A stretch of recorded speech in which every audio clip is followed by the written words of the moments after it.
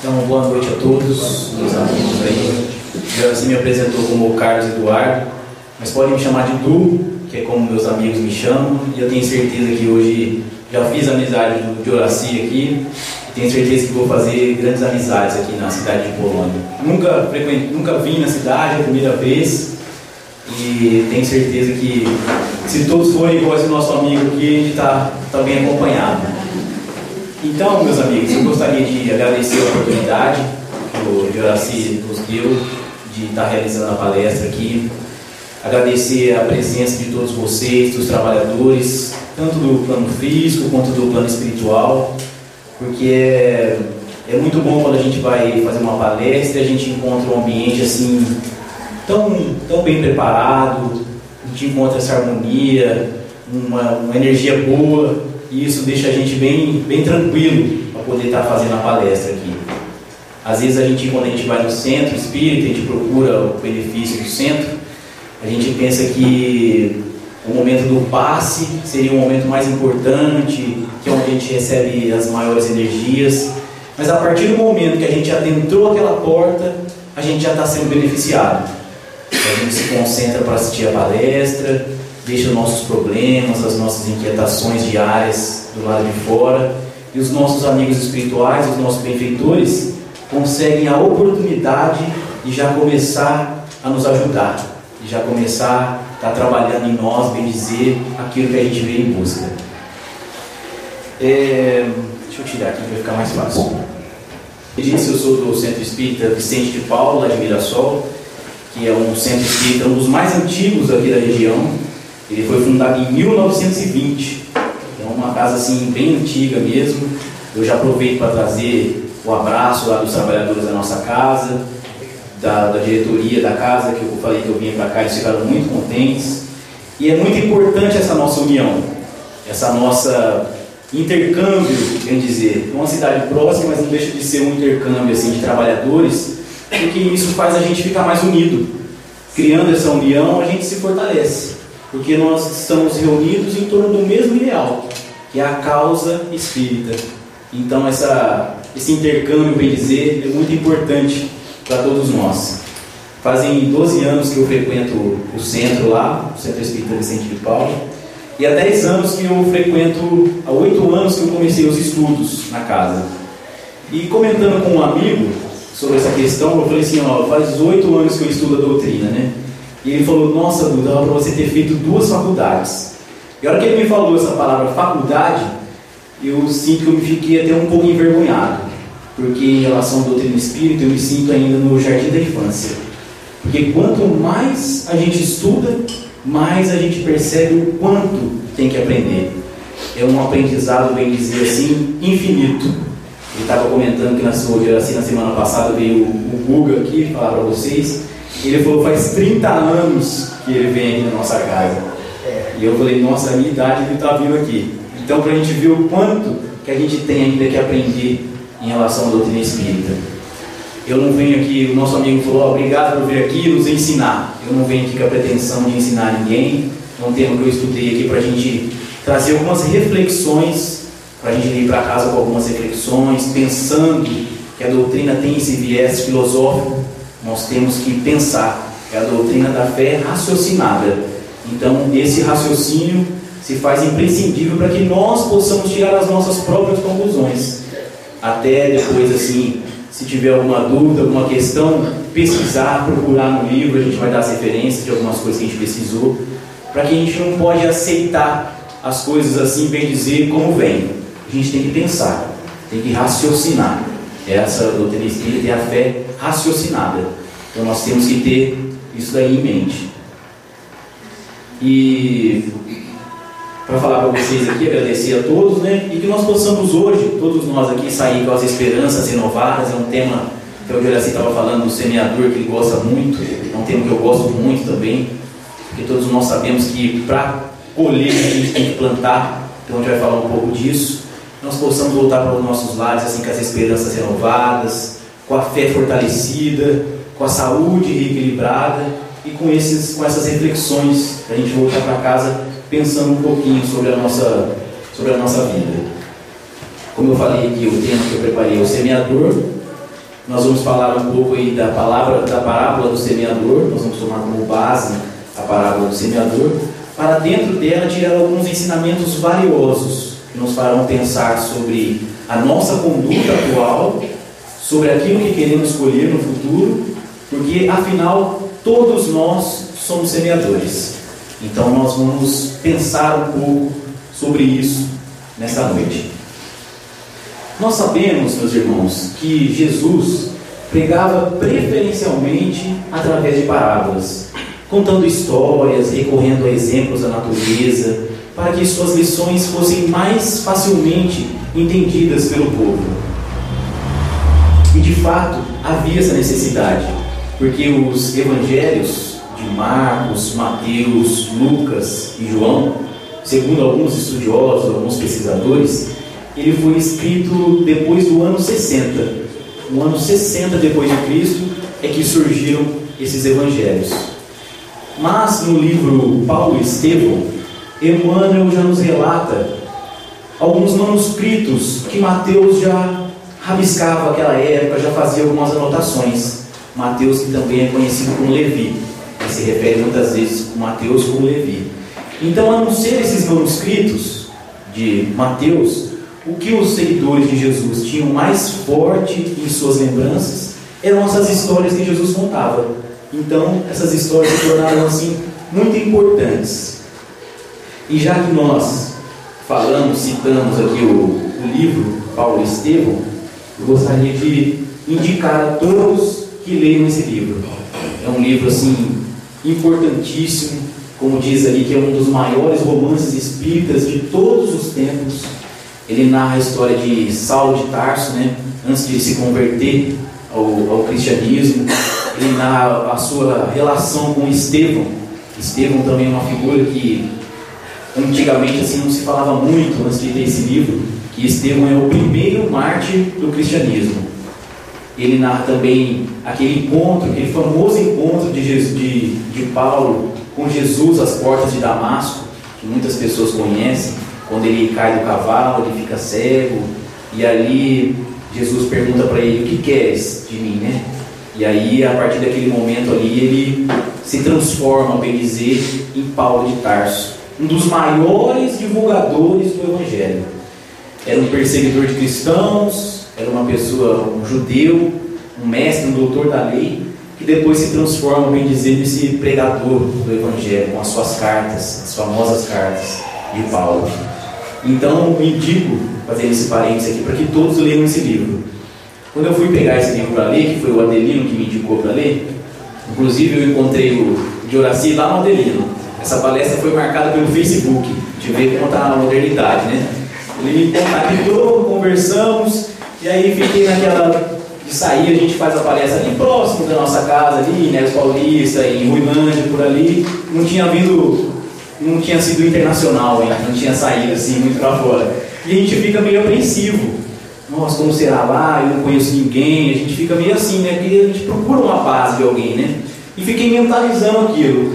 Queria conhecer esse Dioraci, precisava conhecer pelo menos o Dioraci. E eu estava lá no Adelino e eu ouvi, eu falei: é ele. Conheci pela foto e ansioso para acabar logo a palestra. A palestra é excelente, mas eu confesso que eu estava ansioso para acabar, porque eu queria te dar um abraço. E o Fernando já tinha falado assim, Du, ele é igual você, ele adora abraçar. Eu acho que na hora que vocês dois se abraçar, vocês vão cuidar com o óculos. Ele falou, ele falou os óculos aqui. Porque vocês vão arrebentar o óculos, tanto que ele gosta. Ele falou, você também gosta? Ele falou, cuidado, que vai sair uma isca aí. Então foi excelente. Eu fui, conheci ele lá, fiquei muito feliz. E foi uma grande satisfação ter te conhecido lá antes. E o Adelino indica sempre que lê esse livro. E quando ele me indicou, eu fui pegar o livro, peguei um livro emprestado e assustei no tamanho. É um livro bem grande, assim, ele é grosso. Mas ele é fascinante. Você vai lendo e vai se interessando, e a história vai te fascinando. E é muito interessante. Aconselho que todos que tiverem a oportunidade leiam esse livro. Até o Adelino fala assim, que todo espírita tem que ler antes de desencarnar. Ele pegava no meu pé e falava, lê o livro. E todo dia ele perguntava, terminou. Demorei 8 meses para terminar de ler o livro. Falei, mas eu li. E tinha vezes que ele me perguntava, que parte você está? Naquela parte e tal. Ele queria ver se eu estava lendo. Então é interessante essa história. Nos evangelhos, constam 32 parábolas narradas pelos evangelistas. Essas histórias que eram narradas pelos evangelistas, por Jesus, né? Essas histórias que eram narradas por Jesus, elas eram assim, Jesus utilizava bastante o cotidiano do povo. Relembrando que na Galileia, Jesus circulava entre camponeses, pescadores, e muitos deles viviam da agricultura. Então Jesus procurava, assim, trazer as histórias do cotidiano, das coisas que eles já viviam, para facilitar o entendimento. E a história em si, quando alguém conta uma história, é mais fácil de lembrar. Às vezes um palestrante, assim, eu assisto uma palestra, alguma coisa, e fico até bravo comigo mesmo. Assim, eu falo, nossa, eu queria lembrar essa palestra inteirinha, porque foi ótimo, excelente. Mas às vezes o que guarda é a historinha. O palestrante vem, conta uma historinha e vai guardando, e vai guardando. Então Jesus, já usando a sabedoria dele, ele usava contar histórias, porque assim as pessoas mais facilmente iam guardando as lições, ficava mais fácil das pessoas lembrarem. Então hoje, como eu disse, nós vamos comentar aqui de maneira simples, né? Porque dentro dessa parábola do semeador dá para tirar muitas palestras, dá para fazer assim com temas variados. Então nós vamos comentar aqui de maneira simples a respeito da parábola do semeador. Nós vamos ver que essa rica história de Jesus traz ensinamentos belíssimos e muito atuais. Ela consta no Evangelho, ela consta no Evangelho de Mateus, Marcos e Lucas. E no Evangelho segundo o Espiritismo, ela se encontra no capítulo 17. Caibar Schutter, que é um pioneiro da doutrina espírita do Brasil, ele é muito estudioso do Evangelho, das parábolas de Jesus. Ele dizia, ainda quando encarnado, que a parábola do semeador é considerada a parábola das parábolas. Tamanha riqueza de informações que ela traz. Então aqui, do início, quando eu comecei a fazer essa palestra, eu já alterei muita coisa aqui. Porque dá para a gente ir cada vez mais garimpando pérolas aqui dentro dessa parábola maravilhosa. Então nós vamos ver aqui um pouco da parábola, para que a gente possa, depois disso, fazer algumas reflexões. Eu vou fazer a leitura e vocês podem acompanhar. Essa aqui já é a parábola do semeador. Vocês vão acompanhando aqui no telão. E eu vou fazer a leitura para que nada se perca do original aqui, para que a gente não saia daquilo que realmente foi dito. Então começa assim. Naquele mesmo dia, Jesus, tendo saído de casa, sentou-se perto do mar. E se reuniu ao redor uma grande multidão de gente. Por isso, ele subiu no barco, onde se sentou. Todo o povo estando na margem. Ele lhes disse muitas coisas por parábolas, falando-lhes desta maneira. Aqui nós temos a introdução da parábola. Mateus dando a introdução da parábola ali. Interessante quando a gente for estudar o Evangelho, sempre ir separando e sempre ir pensando nisso. Para que Mateus fez isso? Para contextualizar, mostrar para a gente ali o que estava acontecendo ali no momento, para depois ele vir com a história de Jesus. Então ele mostra ali, ele fala para nós ali que Jesus saindo de casa, sentou-se na praia, viu aquela multidão de pessoas ali espremidas. Então ele subiu no barco para começar, a bem dizer, a sua pregação, mostrando o que? A sabedoria de Jesus, a boa vontade. Porque a gente imagina assim um barco atracado na praia, não é fácil subir nele. Não é fácil a gente sair de onde está e subir num barco, bem dizer. Então já mostra ali a boa vontade de Jesus e também aquela sabedoria do mestre assim. Talvez se eu falar daqui, da mesma posição, os que estão lá no fundo não vão me ouvir. Então ele se colocou um pouco mais alto para que ninguém perdesse aquele ensinamento, para que todos pudessem ouvi-lo. Então aí já vai mostrando toda essa sabedoria, essa boa vontade, a paciência de Jesus, para que nada daquele ensinamento se perdesse. Então Jesus começa assim: o semeador saiu a semear, e enquanto semeava, uma parte da semente caiu à beira do caminho. E vindo os pássaros do céu a comeram. Outra caiu em lugares pedregosos, onde não havia muita terra, e logo nasceu, porque a terra onde estava não tinha profundidade. Mas o sol, tendo se erguido em seguida, a queimou. Mas o sol, tendo se erguido, em seguida a queimou. E como não tinha raízes, não tinha profundidade, secou. Outra caiu em meio aos espinheiros, e os espinhos, vindo a crescer, a sufocaram. Outra, enfim, caiu em terra boa, e deu frutos. Alguns renderam 100, outros 60 e outros 30 por um. E Jesus termina a narrativa assim: aquele que tem ouvidos para ouvir, que ouça. E essa frase aqui me intrigou um pouco, porque geralmente aquele que tem ouvido ouve, mas ele queria dizer do entendimento, porque quantas vezes que nós ouvimos, mas não entendemos, ouvimos, mas não prestamos a atenção devida, e assim não absorvemos o verdadeiro sentido do ensinamento. E os discípulos, que eram, bem dizer, como nós, era bem assim, a gente não evoluiu muito de lá para cá.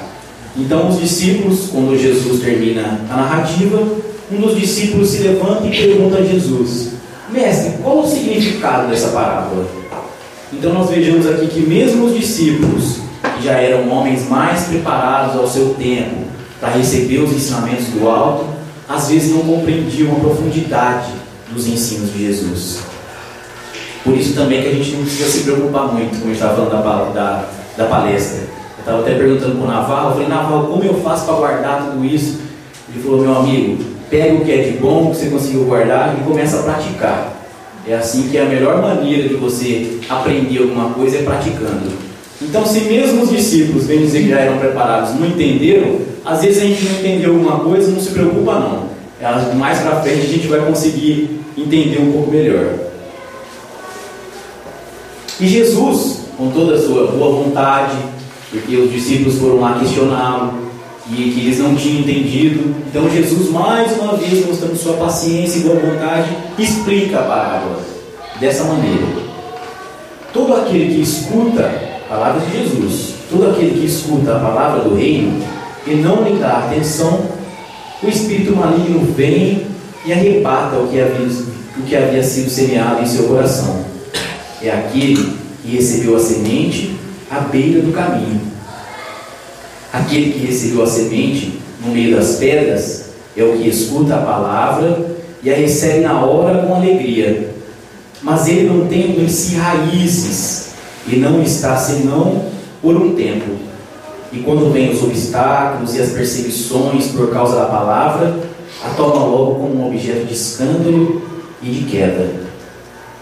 Aquele que recebe a semente entre os espinhos é o que ouve a palavra em seguida, mas em seguida os cuidados desse mundo e a ilusão das riquezas sufocam em si essa palavra e a tornam infrutífera. Mas aquele que recebe a semente numa terra boa é aquele que escuta a palavra, que lhe presta atenção e dá fruto, e rende 100, 60 ou 30 por um. Essa é a explicação que Jesus dá aos discípulos após eles terem o interrogado. Então fica claro para nós aqui, nessa parábola, que Jesus é o semeador, que a semente são suas palavras ou os seus ensinamentos, e o solo são as pessoas, ou seja, os nossos corações. Ele lança a semente do ensinamento, esperando que os nossos corações sejam aquela terra boa, que acolha o seu ensinamento e coloca em prática, bem dizer, dá os frutos. Então, com essas informações que a parábola nos trouxe, e através do autoconhecimento que a doutrina espírita prega, que a doutrina espírita propõe, que é muito falado também por muitos palestrantes do autoconhecimento, nós vamos saber que tipo de solo nós somos. Nós somos o solo beira do caminho, pedregoso, de espinhos, ou nós já somos a terra boa? Essa é a nossa primeira reflexão da noite. Fica a cada um de nós pensarmos como nós estamos aproveitando os ensinamentos que recebemos na casa espírita, os ensinamentos do Evangelho, sejam nos estudos, nas palestras, e fazermos essa autoanálise. como estamos aproveitando aquilo que estamos recebendo. E para mostrar que essa questão do autoconhecimento, preciso fazer um parênteses aqui. Às vezes a gente pensa nessa autoanálise e às vezes a gente passa a analisar o outro. Essa análise, essa reflexão tem que ser para nós, para cada um de nós. Porque às vezes a gente vai no centro e a gente ouve alguma palestra, alguma coisa, e a gente fala assim: ah, isso daí meu marido tinha que ter ouvido, essa palestra era para ele, ah, meu filho que tinha que estar ouvindo isso. E a gente não esquece que se nós estamos aqui, é porque somos nós que necessitamos. Buscai e acharei, Jesus disse. Nós estamos buscando. Hoje, uma quarta-feira, poderíamos estar fazendo outras coisas e viemos aqui buscar aquilo que estamos necessitando, uma palavra, um passe, uma energia renovada. Então, essa análise é para nós mesmos. Nós temos que ter isso em mente. Cada um, bem dizer, julgar, entre aspas, a si mesmo, pensar na sua conduta. E essa questão da autoanálise é muito importante. Tão importante que Kardec, na pergunta 919, ele faz a seguinte pergunta aos espíritos: qual o meio prático mais eficaz tem o homem de se melhorar nesta vida e de resistir à atração do mal? Veja bem, qual o meio prático mais eficaz que tem o homem de se melhorar nesta vida e resistir à atração do mal? E os espíritos da codificação respondem: um sábio da antiguidade falou disse: conhece-te a ti mesmo. Então, para a gente ver a importância de se conhecer, ele perguntou: como eu faço para me melhorar? Como eu faço para resistir à atração do mal? Conhece a ti mesmo, se conhecendo, porque é através do autoconhecimento que nós vamos saber os nossos defeitos, as nossas virtudes. Então, como a gente vai mudar uma coisa que a gente ainda não conhece? A gente precisa conhecer, e esse autoconhecimento é importante. Mas como é muito difícil essa questão de analisarmos a nós mesmos, até estava comentando com o Fernando hoje vindo para cá, eu fui numa homeopata e ela falou assim: ó, fala de você. Eu travei. Falei: gente do céu. Aí eu comecei a falar: não, eu trabalho com isso, eu sou vendedor. Ela falou: não, eu quero que você me fale de você, o que você sente, como é que é. E a gente não para pensar nisso. Se você é nervoso, você é ansioso, você é calmo, tranquilo, ela queria saber isso. E eu pensei, nossa, alguém pergunta assim: como é o Juraci? A gente já fala alegre, contente, pessoa muito serena. A gente sabe descrever o outro. Aí quando é com nós, a gente já se defende. Quando alguém vem falar, a gente não aceita. E a gente vai fazer isso com a gente mesmo? Não, então a gente não quer muito saber. O defeito é meu, a gente não quer muito saber. A gente esconde, tenta camuflar, mas não procura mexer muito nisso, não. A gente procura ir levando, bem dizer, e tocando com a barriga.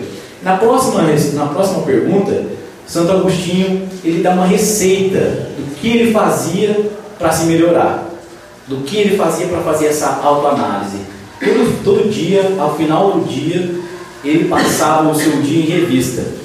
Ele se questionava se ele já havia feito mal para alguém, como ele tinha agido, quantas pessoas ele tinha se beneficiado naquele dia. E ele falou que ele fazia essa análise diária. Todos os dias ele fazia isso. E eu, há 2 anos, quando eu comecei a estudar essa palestra, comecei a preparar, eu falei: bom, para a gente falar, a gente tem que fazer. Então eu vou ter que fazer isso aí, vou ter que fazer essa tal autoanálise aí.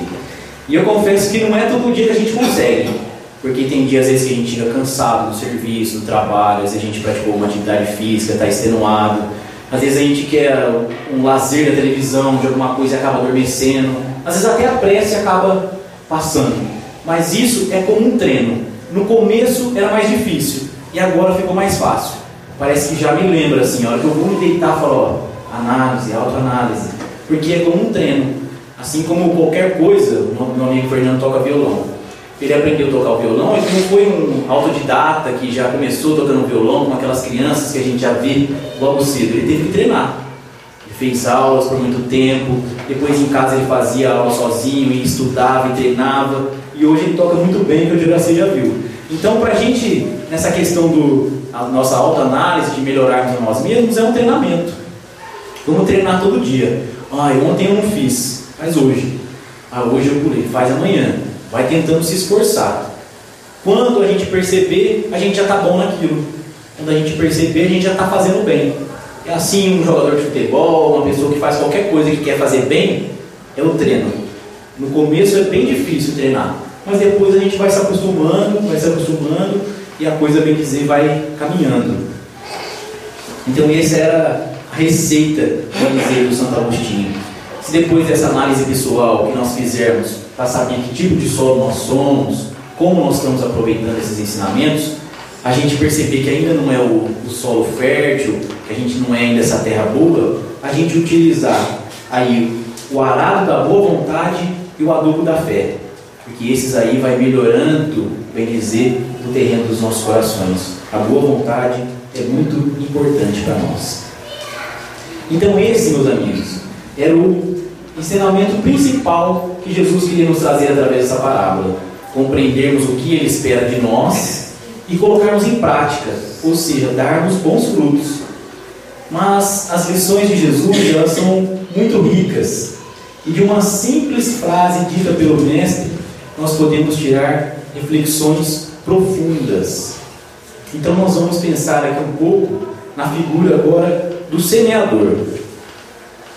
Porque, como eu disse no começo, todos nós somos semeadores. Então nós vamos pensar um pouquinho na figura do semeador. Nós vamos ver quantas qualidades nós podemos deduzir deste personagem. Primeiro, que esse nosso amigo semeador, ele teve a boa vontade, a atitude positiva de sair para semear. Jesus disse, o semeador saiu a semear. E às vezes nós, quando somos chamados a um trabalho, a alguma coisa, deixa eu até falar aqui, desculpa quando eu falo nós, porque eu sei que muitas pessoas já não estão mais nesse estado evolutivo meu. Pessoas já conseguiram passar isso. Eu falo nós, eu, Fernando, e algumas pessoas que ainda não conseguiram se melhorar. A gente, quando a gente é chamado para alguma coisa, logo a gente tem uma desculpa. Quando eu tiver tempo eu vou. Quando eu me aposentar eu vou. Se eu ganhar na loteria eu queria ajudar uma creche, eu queria construir um asilo, uma instituição. A gente fica sempre esperando alguma coisa para poder fazer outra.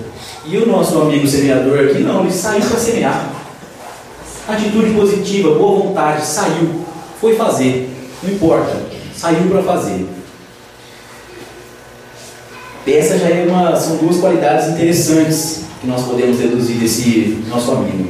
Outra é que ele não escolheu o terreno que ele ia lançar suas sementes. Ele lançou-as indistintamente, ele não fez distinção, ele lançou a todos, não importa o tipo de solo que ia cair a semente, bem dizer, ele foi lançando a semente a todas as pessoas. E essa questão do preconceito, ao contrário de nós, que muitas vezes nós julgamos antes de ajudar. Nós fazemos esse pré-conceito. O preconceito vem dessa palavra, do pré-conceito. Nós fazemos um conceito antes de conhecer a pessoa em si. Lá em Mirassol está tendo, como tem agora o semáforo, cidade grande agora Mirassol, tem o semáforo, e agora as pessoas às vezes vão pedir no semáforo. Uma pessoa vem pedir uma moeda, alguma coisa, uma ajuda, fala, é para comer, estou com fome, precisava comer um lanche, alguma coisa. E às vezes a gente já faz aquele julgamento, a gente olha para a pessoa, vê o jeito de vestir, às vezes está com aquele cheiro de álcool, alguma coisa, fala, esse rapaz está mentindo para mim, ele não vai usar para o alimento, ele vai beber mais, ele vai usar drogas. Então nós temos, e às vezes ele vai realmente fazer aquele fim, vai usar para aquele fim. Nós somos bons juízes. Logo nós já medimos a pessoa e falamos, não, esse daí precisa, aquele não precisa, e assim nós vamos fazendo essa seleção, e às vezes injustamente. Muitas vezes nós cometemos erros por conta do pré-julgamento. Olhamos uma pessoa, medimos ela, bem dizer, de cima embaixo, como diz minha noiva, né? Fala, essa moça me mediu de cima embaixo, às vezes ela me fala. E aí analise e fala, então, essa precisa, essa não precisa, essa tem, essa não tem, e nós nos enganamos pela imagem, pela aparência, às vezes a gente se engana.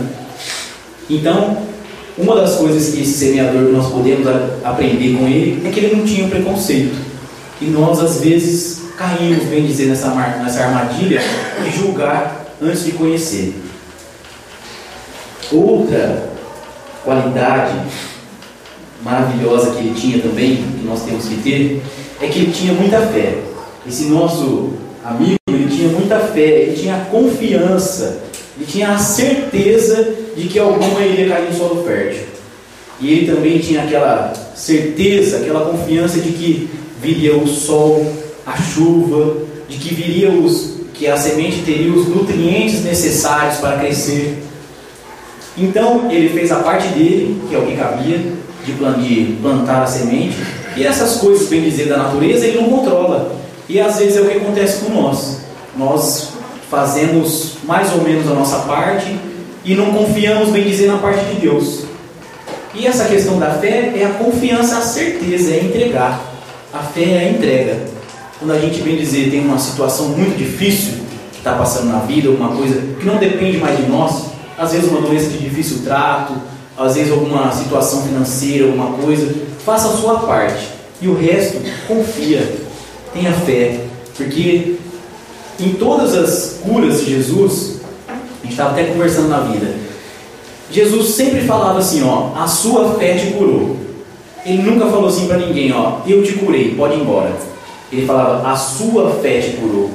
Então, para nós angariarmos algumas coisas que nós buscamos, precisamos ter fé.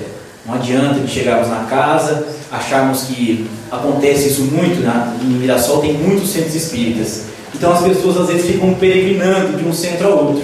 Buscam ajuda ali, esse centro é fraco, não resolveu o meu problema. Aí vai para outro centro, esse centro aqui vai me ajudar. Aqui tem um passe forte, a pessoa acha. É a pessoa que não tem a fé. Se ela tivesse a fé, aguardasse, esperasse, tivesse a confiança, entregasse, bem dizer, na mão de Deus ali, ela ia conseguir a cura, se ela tivesse o merecimento, é claro. Então, a fé nós não podemos deixar de ter, principalmente nos dias que nós estamos vivendo aí. E por fim, não lhe faltava uma coisa que vem faltando um pouco para nós no nosso dia a dia, a esperança. Nós vemos assim tantas notícias tristes na televisão, políticas, financeiras, coisas que vêm acontecendo e parece que vem minando a nossa esperança. A gente olha assim, até um amigo meu esses dias falou assim, eu tenho até medo de colocar um filho no mundo do jeito que está o mundo desse daí. Eu falei, meu amigo, não pense isso, não pense isso, porque nós sabemos que o nosso planeta está passando aí numa fase de provas e expiações e vamos chegar aí no planeta de regeneração. A doutrina espírita acredita que nós estamos sempre evoluindo, nós estamos melhorando, mas a mídia, como nós ainda gostamos, bem dizer, de ver bem dizer, a desgraça ali, nós damos o ibope para isso, então eles passam aquilo que o povo quer ver. Haja visto esses programas que tem às vezes no final da tarde, do Datena, de programas assim que só passa coisas terríveis. E isso vai minando, bem dizer, a nossa esperança, porque parece que está acontecendo só aquilo. E não, tem tanta coisa boa acontecendo. Tem muita coisa boa acontecendo no mundo. Muitos trabalhos, coisas maravilhosas. Você viu o trabalho do Divaldo Pereira Franco lá que ele faz lá na Bahia. Tem o trabalho do Newton que faz um trabalho maravilhoso em Neves ali também. Todas as casas espíritas têm um trabalho assistencial. Então a gente tem que mudar um pouco a nossa visão. Começar a olhar para a parte boa. Porque senão a gente ia acabar achando que a coisa está ruim mesmo. E não está tão ruim assim. Parece que está ruim, mas não está tão ruim assim não. Estamos melhorando, estamos progredindo. Se começarmos a olhar com bons olhos, vamos ver que tem muita coisa boa acontecendo aí no nosso mundo aí. E tem até um provérbio chinês que eu estava vendo uma palestra do Haroldo esses dias, que diz assim, da semente falando, já estamos no contexto aqui, da semente da laranja. Diz que uma pessoa comum, bem dizer, como é o pessimista, ele abre uma laranja e conta quantas sementes tem dentro da laranja. E o otimista, ele pega aquela semente e consegue ver quantas laranjas tem daquela semente. Então a esperança é isso, você enxergar uma semente pequena que dali vai virar um pé de laranja que vai ter muitas laranjas. E às vezes nós, assim, viciados no pensamento negativo, conseguem ver só a sementinha dentro da laranja.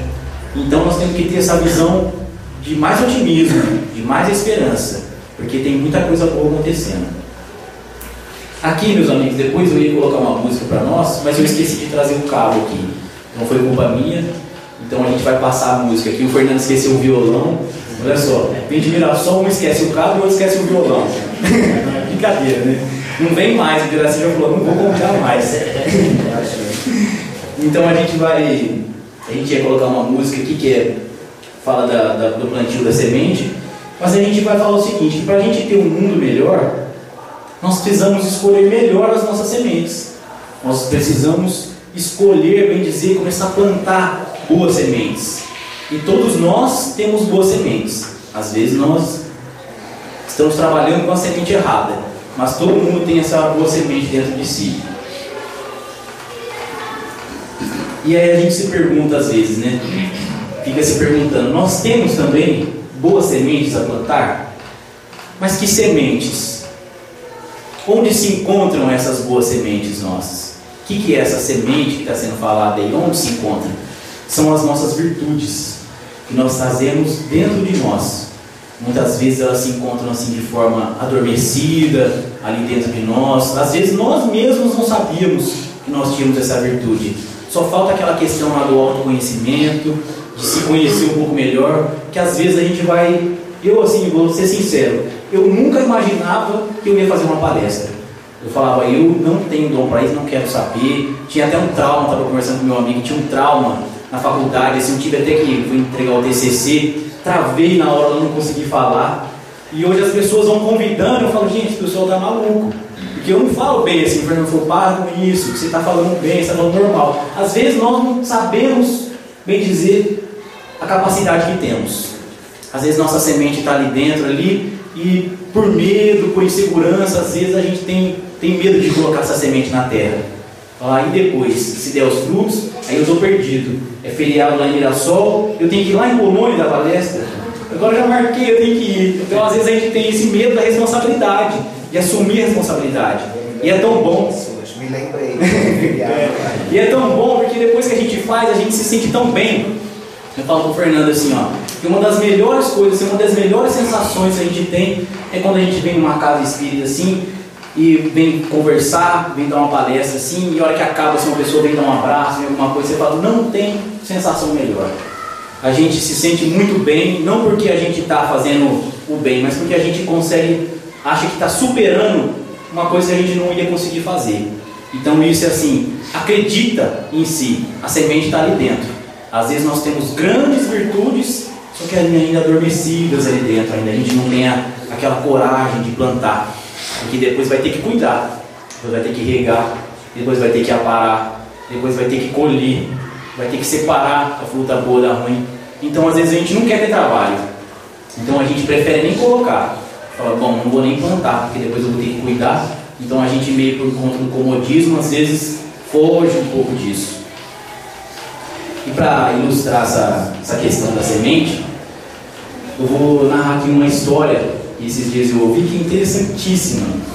Um rapaz, ele caminhava no plano espiritual antes de uma nova oportunidade de reencarnação, e ele, no plano espiritual, passando, parou em frente a uma loja.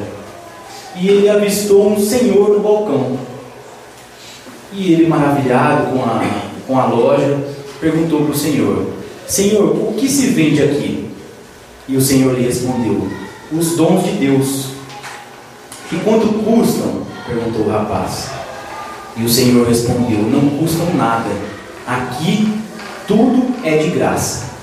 O rapaz então contemplou a loja e viu que havia um jarro de amor, vidros de esperança, caixinhas de sabedoria, fardos de perdão, pacotes grandes de paz e muitos outros dons.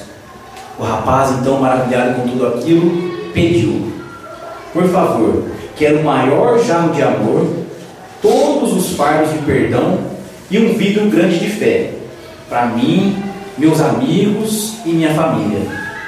O rapaz, o Senhor, então, deu a volta no balcão e preparou tudo aquilo que ele havia pedido. E entregou a ele um pequeno embrulho que cabia na palma da mão. Incrédulo, o rapaz olhou para o Senhor e falou: como pode estar aqui tudo o que eu pedi? Então o gentil Senhor, sorrindo, lhe respondeu: meu respeitável irmão, na loja de Deus não vendemos frutos, só sementes. cabe a você plantá-las quando chegar no planeta Terra. Então aqui fica bem claro para nós que quando nós viemos de lá, já viemos com as sementes. Às vezes, como eu disse, estamos guardando ela ainda com medo de colocar em prática ali, mas nós temos elas dentro de nós. Porque, meus amigos, querendo ou não, conscientes ou não, nós estamos realizando o nosso plantio dia a dia, minuto a minuto. Porque nós estamos sujeitos a uma lei que não tem como escapar, que é a lei de causa e efeito. É a lei do plantio e da colheita. Muitas vezes nós já ouvimos essa famosa frase que o plantio é livre, mas a colheita essa é obrigatória.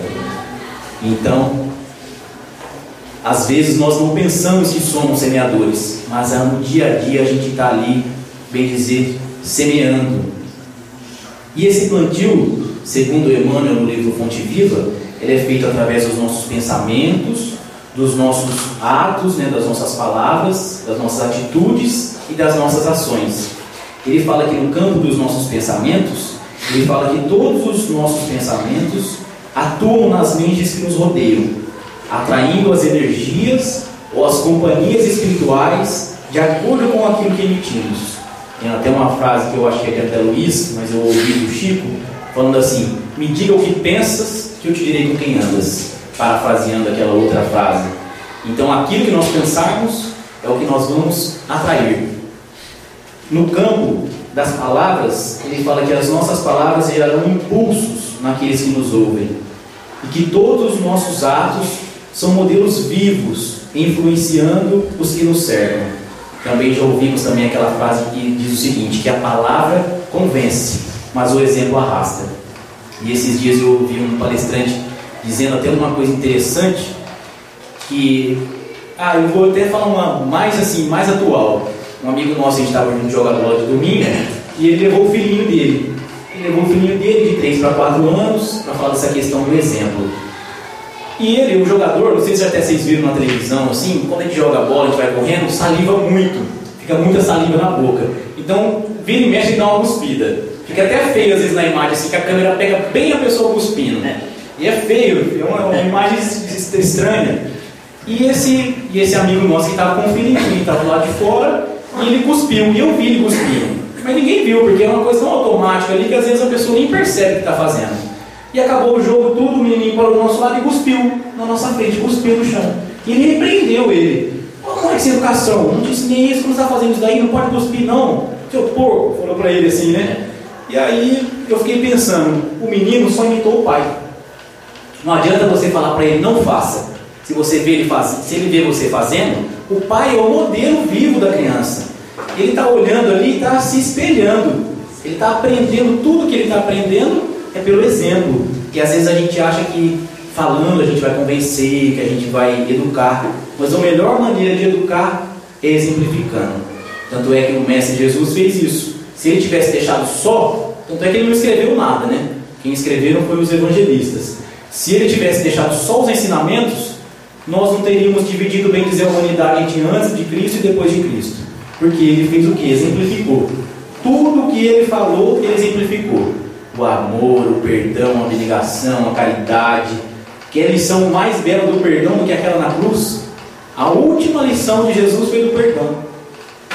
O pessoal foi, crucificou, tinha a chance de escolher entre ele e o bandido, escolher soltar o bandido, e ele falou, pai, perdoa. É o exemplo, ele exemplificou. Se ele tivesse só escrito e falado, não ia ter a força que tem o ensinamento de Jesus. Então, essa questão do exemplo é muito importante. E no nosso dia a dia nós estamos exemplificando, jogando às vezes um lixo na rua, você está andando com o filho, alguma coisa, a gente joga o papel para fora do carro. Aí quando crescer, mas você não pode jogar lixo. Desde quando nasceu, ele viu o pai jogando. Não vai ter como um adulto depois aprender que aquilo lá é errado. Então essa questão do exemplo é muito importante. E no livro Evolução em Dois Mundos, André Luiz nos fala que nós somos co-criadores do universo, nos dando a dimensão da nossa responsabilidade quanto ao nosso destino e o destino da humanidade. Você imagina, co-criador do universo. Nós estamos criando junto com Jesus, com Deus, quer dizer, com o Criador, criando junto com Ele. Então isso daí dá aquela responsabilidade para nós. As coisas que acontecem, nós também temos responsabilidades.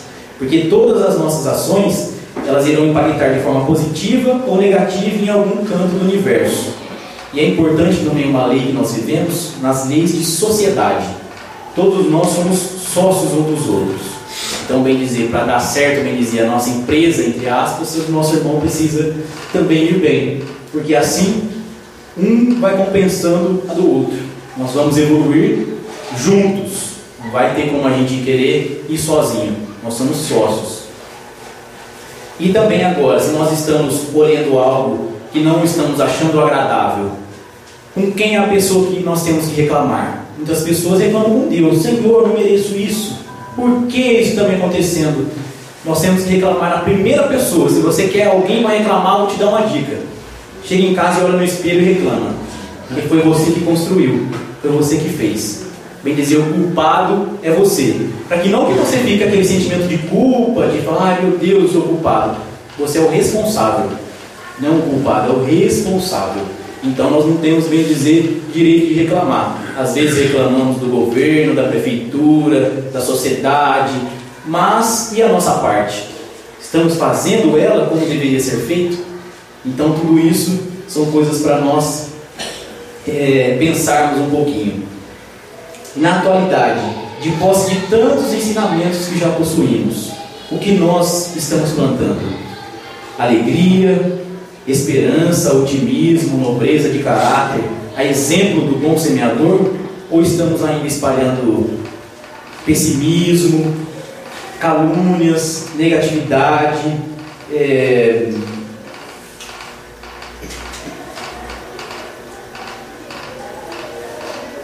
desejos de vingança, sementes de ervas daninhas que nada produzem de bom? E isso se aplica a todos os setores de nossa luta comum. No centro espírita, no trabalho, em casa. E também para a gente atualizar, vejo que tem alguns jovens aqui, também até quem não é jovem, hoje todo mundo tem, palestra foi marcada assim, nas redes sociais. Hoje em dia, todas as pessoas, a maioria delas, a grande maioria, tem alguma conta em alguma rede social. Seja um Facebook, um Instagram, um Twitter, o próprio WhatsApp, que muita gente tem, o famoso Zap aí, que hoje todo mundo, a maioria das pessoas tem. E o que nós estamos semeando por lá?